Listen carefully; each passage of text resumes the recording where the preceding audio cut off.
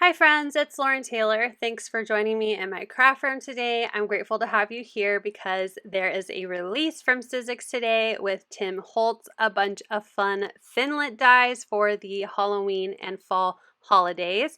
I was gifted those first three from scrapbook.com and these last two from Sizzix, and I'm so excited to share with you some inspiration.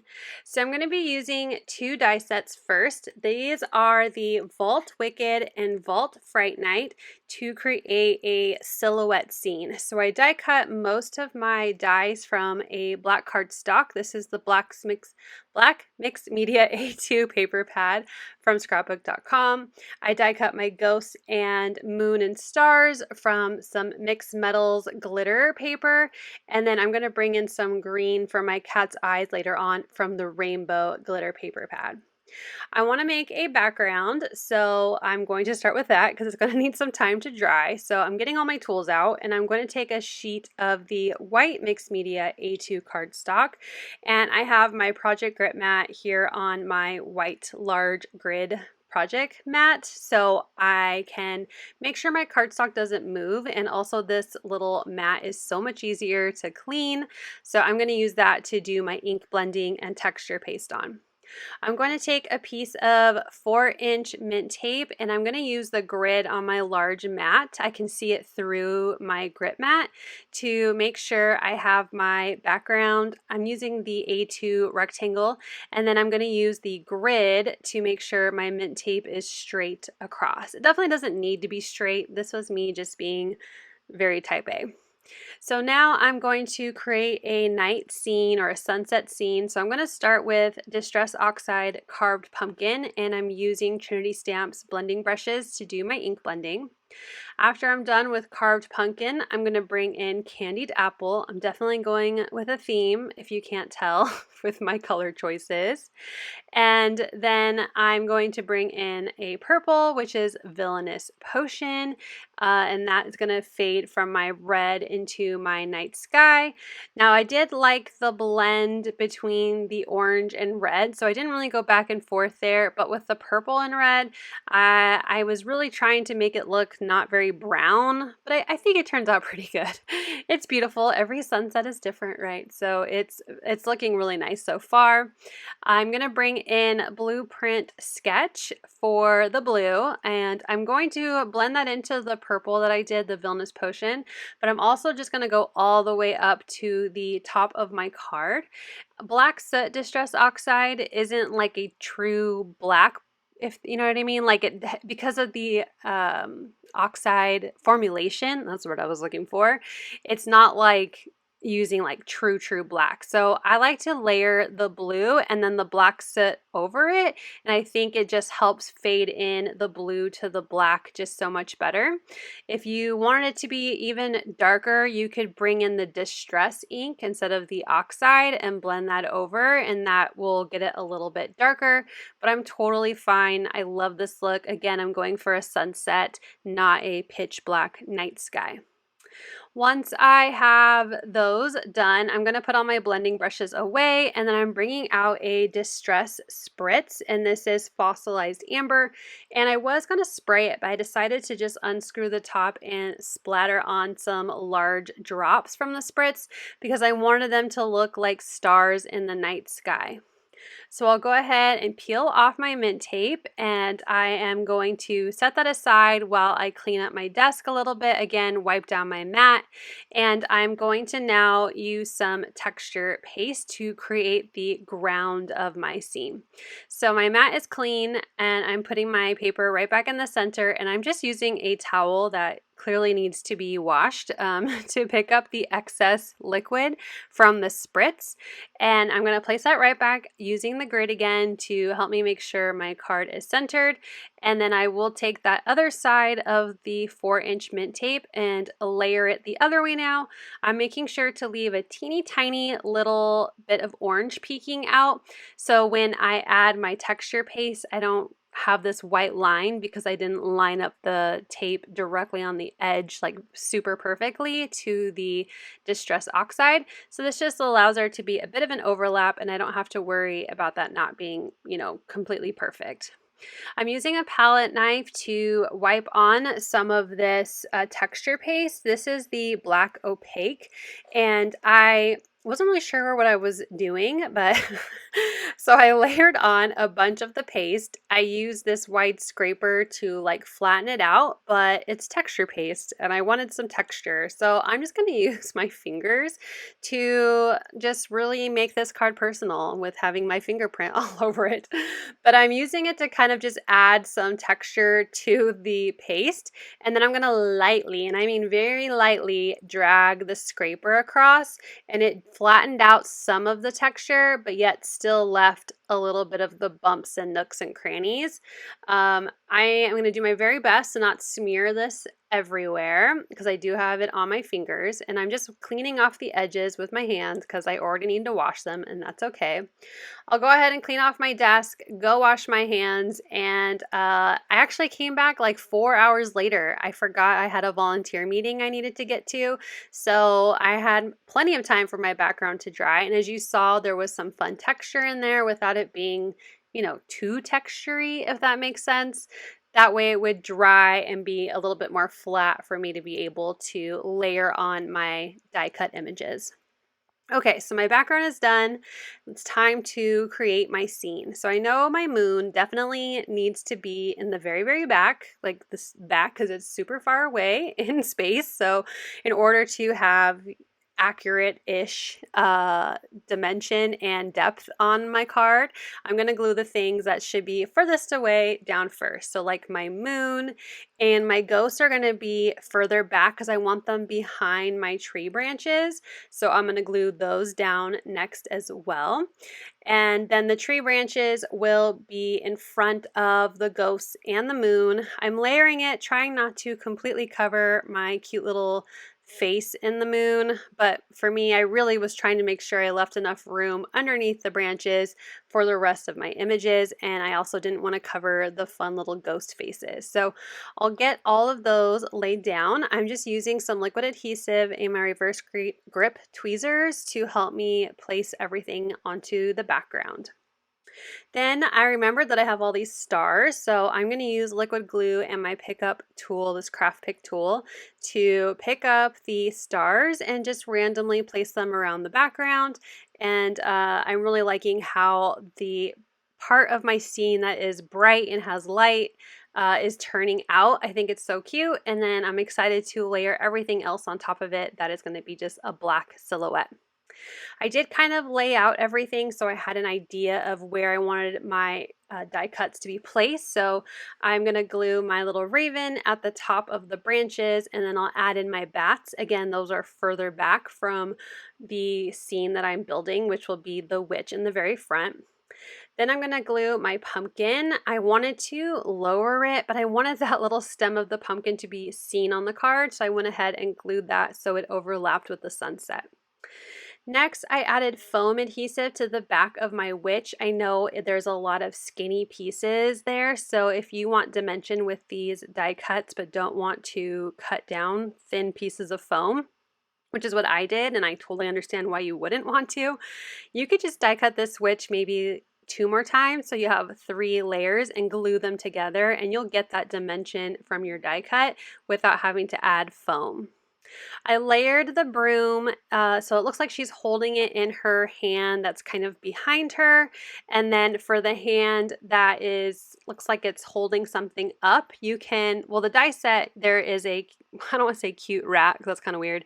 There's a rat that you can have, or a mouse, hanging from her hand, but I decided to bring in the spider from the other die set, so it looks like she's holding the spider by its thread. And then finally, I'm going to add in my cat, but before I do that, I I just trimmed a piece of that green rainbow glitter paper to be behind my cat's eyes. And I really like how that green kind of pops in that dark black bottom part of the card. So now that my card front is ready, I'm going to grab a card base. This is an A2 top folding card base from some Nina Cardstock. I added tape runner to the front of my card base, and I'm just attaching that to the card. And that's going to finish it off. I think the shine is plenty with the paper and the spritz. I love the scene. It's already like busy enough that I don't think it needs anything else. And I really, really like how it turned out, and I hope you like it too. Here's a close-up photo of this card, and that is card number 1, or project 1 of the 3 that I'm going to share with you today. For my second project, all of my die cuts are from the Vault Coffin box, and I'm pretty much using the example on the packaging for my actual coffin box, but I did die cut out the skull and the letters LTM because I wanted to do a Lauren Taylor made coffin box, and I also did the 2 bones, and I did die cut them out of the white mixed media cardstock, but I wanted to grunge them up a bit, I guess, make them look a little bit more antique and old and bone looking. So I used my antique linen distress ink and a small blending brush from scrapbook.com and just distressed all of those pieces. I did layer the black background for the skull to the back of my white, well now it's antique linen skull, and those pieces are going to be applied to my coffin when I'm done building it. So I die cut my coffin out of the black distressed wood grain cardstock from Ranger. Again, it's going to look very similar to the packaging. I just thought it was the perfect cardstock. It gives it a very like Jack Skellington suit feel, like a pinstripe suit feel. I really like how this turns out. And I'm just going along the score lines and folding them all over, making sure that they are creased. And I'm going to use 2 different types of adhesives to assemble the different box pieces together. For the bottom of the coffin, as you can see, the tabs are a lot larger. It will fit a piece of 1/4 inch adhesive. So I'm going to use my scrapbook.com 1/4 inch adhesive roll to glue or adhere all of these different tabs to close up the coffin box. Now I'm not going to show you every single tab because it would take a while, and this video is already going to be like a half hour long. So I'm just going to show you a few of the tabs. I add the adhesive and then I glue them together, and I kind of hold it just for a little bit to make sure that there is enough time for that adhesive to attach. Now it is I don't want to say dry adhesive, that sounds weird, and it's adhesive tape and not liquid, so it doesn't need as much to really seal and stick together. So for the last little piece, I did those 2 tabs at the same time to finish closing up my coffin bottom. For the top, the tabs are a lot smaller. As you can see here, I'm like, how am I supposed to get tape roll adhesive on these teeny tiny little tabs? So for these ones, we're going to use liquid adhesive and time. So I am starting with one of the tabs, and I'm literally just holding it with my fingers until I remembered that I have reverse grip tweezers, and that will hold my tab in place. So I'm just going to set that down and just give it a couple minutes, and then I went on to the next tab, used my tweezers to hold it in place, set it down, waited a couple minutes, maybe 90 seconds to make sure that that glue was starting to dry and those tabs would stay in place. And it really didn't take too long, and it's so cute. You could definitely like bulk make these, like watch some TV or some YouTube videos and make this like a bunch of these little boxes. I think that'd be so fun. So for decorating the coffin, I'm going to do LT on top and M on the bottom because they just fit very nicely in those little areas. I'm using liquid adhesive to glue all of these down, so that way it gives me a little bit of wiggle room, some time in case I don't get it straight or centered. I can kind of maneuver things around. My skull and crossbones kind of ran out of space, so I'm going to overlap the teeth of my skull just a bit over the bones that are underneath, but I still think it's very obvious what it is, and it looks really good like this. So I'm just going to apply pressure, make sure they're sticking down, and I'll clean up my desk while I wait for those to dry. And here is a close-up look at this fun little coffin box. I think you could put some like little Hershey Kisses in there, a small piece of candy, maybe like those little mini Kit Kats or something, mini Twigs, and they'd be so fun as little gifts for Halloween or any time of year if you're like me. Here is a close-up look at this cute, adorable coffin box.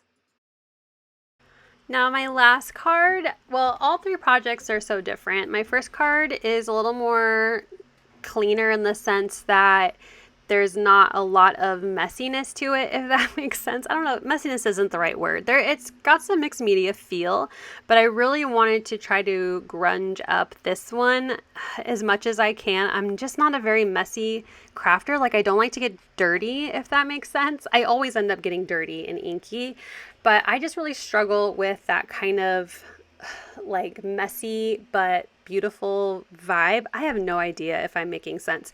Basically, this is my take on what I think Tim Holtz or his maker team, who I'm always so wonderfully inspired by, because they just know how to make things look so mixed media and so textured, and they're so beautiful and elegant. And I just was trying to embody that as much as I can, being the type A straight line, clean cut crafter that I can be most of the time. So this is my inspiration attempt at it, and I hope that you guys feel inspired by it too. But I am going to glue all the different layers together. So while I'm gluing, I'm gonna tell you what I die cut. So I have the Vault Foliage Wreath and the Vault Gothic Portraits. I die cut the boo and the bats from the portraits. And then I did most of the die cuts and quite a few times from the Foliage Wreath. I did not do the acorns or the kind of like daisy looking flowers, like not daisy, I don't know how to explain it. I did the ones where there's a circular center, not the other type of flower. When you get the die set, you'll know what I mean. And I die cut them from the black mixed media cardstock. I die cut 2 from the neutrals. The 2 browns are from the neutrals paper pad from scrapbook.com, and the orange and purple are from Daybreak smooth cardstock paper pad. And I'm not gluing tone on tone. I am mixing up what I have. So I'm gluing, like orange centers to purple flowers. The leaves, I have orange and brown together, black and brown. I tried to mix it up so it felt like a big cluster of color, but yet still all be matchy. And I also die cut 2 bows, and I'm layering them together so it looks kind of like it's got 2 pieces of twine together, purple and orange. My wreaths, I did black and brown, and I glued the black to the back of the brown. I rotated it 180 degrees, so it's the same basic oval shape, but it doesn't, it looks kind of like there's different branches going everywhere. And then to grunge up, as I don't know what else to call it, to distress everything, I'm using Distress ink in Gathered Twigs and using a small blending brush, and I just added color to all of the leaves and flowers and the sentiment, bats, anything that wasn't already like that dark brown or black. And then I brought in the spritz in Walnut Stain, and I'm spraying all of my die cuts. I'm going to try my best to make sure they all have some of that spritz on it, and I let it sit for a little bit. And then I am an impatient crafter, so I'm going to grab my towel again and just kind of dab up the liquid that's still sitting on the die cut images. They do stick. This is a microfiber cloth, so I won't make you watch me do all that, but I did try to kind of dab up the excess liquid once it had a chance to soak into the paper a bit. Now I'm going to work on building the wreath together. I'm going to be kind of jumpy in my cuts because you don't need to sit and watch me put glue on every single die cut.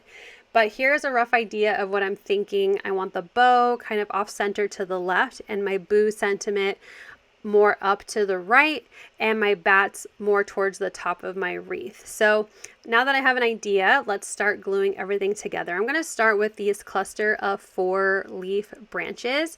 I'm just going to use liquid glue for everything, so in case I don't like where I put it, it gives me a chance to peel it up and try again. And I'm going to try to keep in mind that the lower left is going to have the bow, and the more upper right will have the sentiment. So I'm going to glue down all these layers. I'm going to tuck in the bigger leaves, and then I'm going to bring in some of the other types of leaves. I don't know my flora, I'm so sorry, but I'm just picking up a piece. The flowers are going to be last, so I'm focusing only on leaves and just kind of placing them around the wreath, making sure not to double up on too much like color in one spot. Like I don't want 3 orange leaf die cuts all together. I'm trying to mix it up a little bit. And once I have all my leaves in place, I'll start adding in my flowers. Originally, I didn't think I was going to use all of the die cuts, but I couldn't stop. I just thought they were so pretty, and I just really liked the busyness of the wreath. Now, you don't really see a lot of the brown and black wreath when I'm done, but it's there. You can kind of see it. So what I like about this die set is that it gives you options. Like there's no set places for the flowers and the leaves, so you can make this as busy or as empty of a wreath as you want.